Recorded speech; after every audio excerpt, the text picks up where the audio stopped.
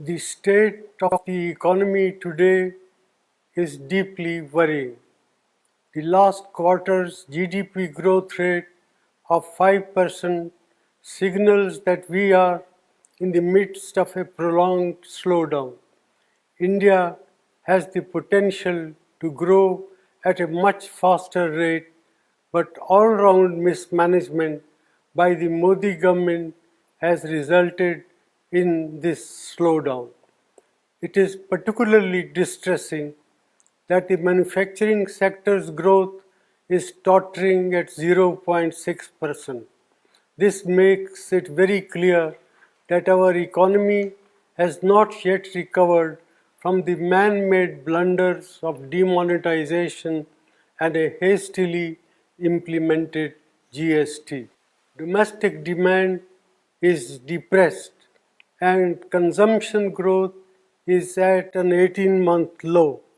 Nominal GDP growth is at 15 years low. There is a gaping hole in tax revenues.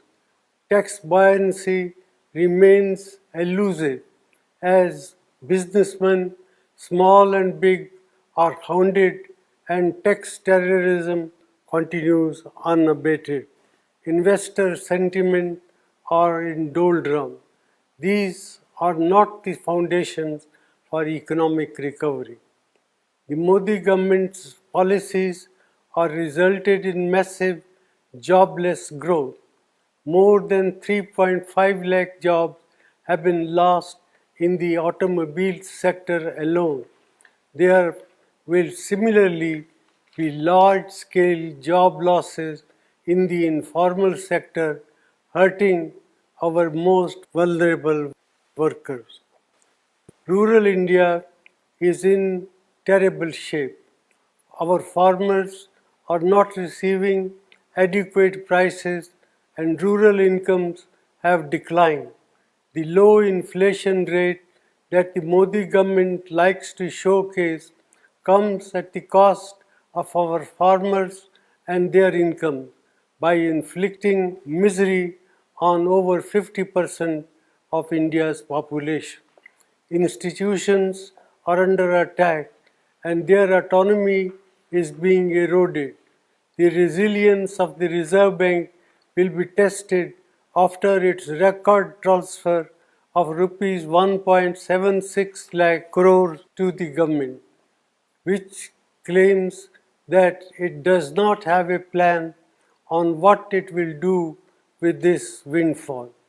In addition, the credibility of India's data has come under question under this government.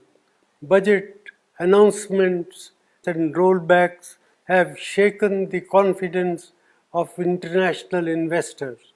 India has not been able to increase the exports to take advantage of opportunities that have arisen in global trade due to geopolitical realignment. Such is the state of economic management under the Modi government.